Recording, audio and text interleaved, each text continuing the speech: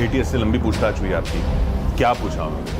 अब तक मेरे परिवार से पूरे जो भी थे, जो भी संबंध में रिश्तेदार हैं, सबके बारे में पूछताछ हुई थी। आप कह रही हैं आप जासूस नहीं हैं, और अगर कोई ट्रेनिंग करके भेजा जाता है जासूस तो उसकी भी बातें ऐसी होती हैं? नहीं सर, मैं यहाँ बहुत खुश हूँ। पाकिस्तान के नाम से मुझे खौफ आता है सर।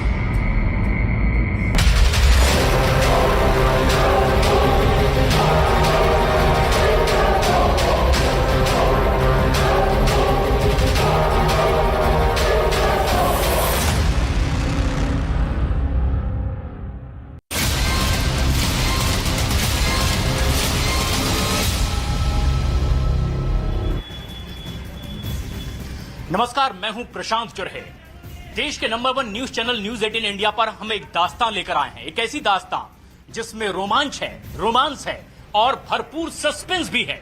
किरदार जिसमें 2 देश हैं, 2 परिवार हैं, 2 पति हैं, 4 बच्चे हैं और एक सीमा हैदर, जिसकी चर्चा आज ना सिर्फ भारत में बल्कि पाकिस्तान में भी हो रही है। देश और दुनिया में जिस नाम की चर्चा हो रही है, सीमा हैदर, इस वक्त यहां ग्रेटर नोएडा के इस गांव में वो इसी घर में हैं।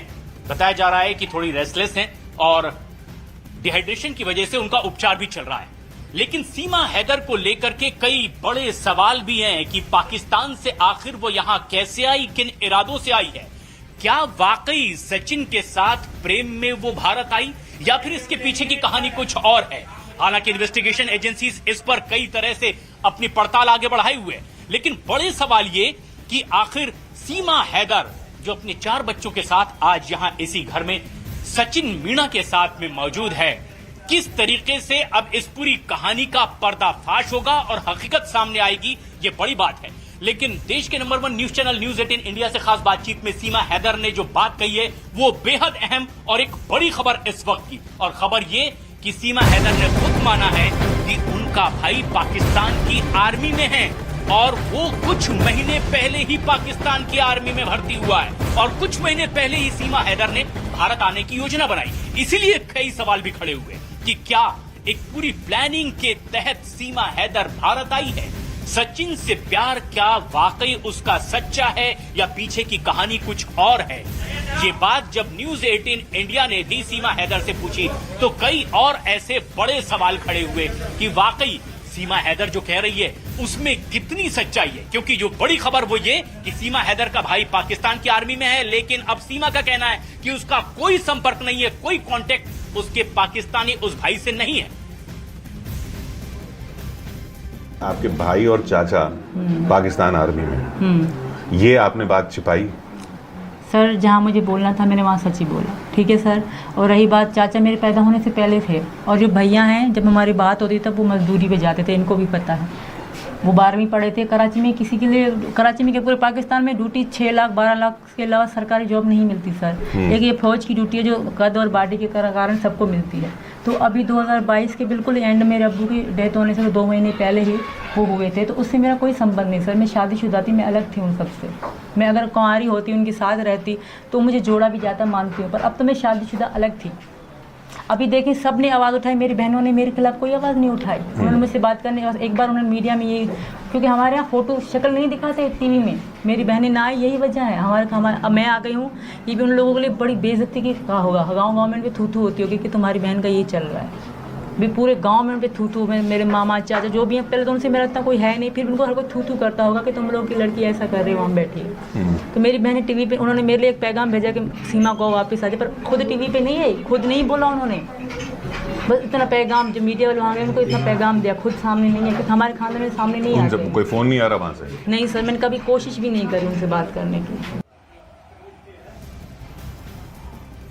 तो इस तरह से न्यूज 18 इंडिया से खास बातचीत में सीमा हैदर ने कई राज फाश किए हैं, लेकिन अभी इस वक्त उनकी तबीयत से जुड़ी हुई बेहद अहम खबर आ रही है। आनंद तिवारी हमारे सहयोगी इस वक्त हमसे सीधे जुड़ रहे हैं। आनंद, क्या ताजा अपडेट मिल पा रही है सीमा हैदर और सचिन से जुड़ी हुई? देखिए प्रशांत, एटीएस की पूछताछ तो पहले ही खत्म हो चुकी है दोनों से, लेकिन अभी तक क्लीन चिट नहीं दिया गया है। लेकिन ये जरूर है, यूपी पुलिस ने कहा है कि कोई जासूसी जैसा एंगल अब तक सामने नहीं आया है। अब 2 बातें हो जाती हैं कि अगर जासूसी जैसा एंगल सामने नहीं आया तो सीमा हैदर को क्या वापस पाकिस्तान भेजा जाएगा, उसे डिपोर्ट किया जाएगा या उससे भारत की नागरिकता दी जाएगी। इस पर फैसला यूपी सरकार को लेना है, भारत सरकार को लेना है, चूंकि एक पाकिस्तान मूल की महिला है। लेकिन आनंद, एक बड़ा सवाल भी है जो आप ये कह रहे हैं कि आखिर क्या भारत की नागरिकता सीमा को मिलेगी? क्या वो आगे भी लगातार यहां पर रहेगी या कानूनी पेचीदगी में कोई नए कदम भी उठाए जाएंगे? लेकिन एक सिरा इस कहानी का नेपाल से भी जुड़ता है, क्योंकि सचिन नेपाल पहुंचा था और पाकिस्तान से सीमा हैदर नेपाल पहुंची थी और वहां से दोनों ग्रेटर नोएडा आए थे। काठमांडू में इस वक्त नेपाल में हमारे सहयोगी दीपक बिष्ट मौजूद हैं। दीपक, जहां पर आपकी मौजूदगी है, सचिन और सीमा के वहां मिलने और वहां से भारत आने के पीछे अब तक की जो पड़ताल आपने नेपाल में पहुंचकर की है, क्या उससे साफ हो पाया है? देखिए प्रशांत, मैं इस वक्त पोखरा इलाके में हूँ। नेपाल के काठमांडू से पोखरा की जो दूरी है वो तकरीबन 225 के आसपास है और 225 किलोमीटर के आसपास है। और यहाँ पर पोखरा में जिस जगह पर मैं खड़ा हूँ, इसी जगह पर वो बस लगी थी सृष्टि बस सर्विस की, जहाँ पर बैठकर सीमा अपने 4 बच्चों के साथ भारत की सीमा पार करते हुए भारत के अंदर दाखिल हुई थी। और इसी जगह से उसने, जो सृष्टि यातायात प्राइवेट लिमिटेड ये ऑफिस दिखाई दे रहा है, इसी जगह से उसने भारत जाने के लिए पोखरा से टिकट ली थी और यहाँ पर पेमेंट की गई थी 12,000 रुपये नेपाली करेंसी में। और जबकि जो बचे हुए 8,000 थे, क्योंकि कुल 18,000 रुपये किराया यहाँ पर देने की बात की गई थी, उसमें से जो बचे हुए 6,000 थे उसे सचिन ने दिल्ली में ही दिया था, क्योंकि सृष्टि का दफ्तर जो है दिल्ली में बताया जा रहा है। और अब यहाँ पर भी उसने अपना नाम सीमा ठाकुर करके बताया था और अपने बच्चों के नाम भी किसी हिंदू धर्म के लोगों के नाम की तरह बताए गए थे, उसके बच्चों के नाम। और यहाँ से वो 11 मई की रात को अपने बच्चों के साथ गई थी, क्योंकि काठमांडू से जब वो यहाँ पहुँची थी, यहाँ से आसपास जो ये पोखरा इलाके का जो होटल का एरिया है, ये आपको दिखाई दे रहा है, यहीं पर एक लोकल होटल में वो रात को रुकी थी। हालांकि उसको हम इन्वेस्टिगेट कर रहे हैं कि कौन होटल है जिस जगह पर वो रुकी थी।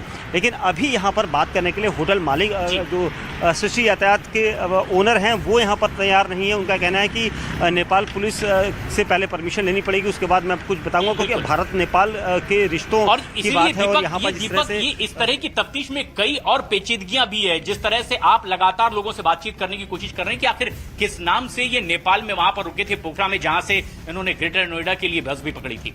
लेकिन एक बेहद अहम और बड़ी खबर इस वक्त की ये कि देश के number 1 news channel news 18 India से खास बातचीत में सीमा हैदर ने यह माना कि अब अगर उन्हें पाकिस्तान वापस भेजा गया तो उनकी जान को खतरा है।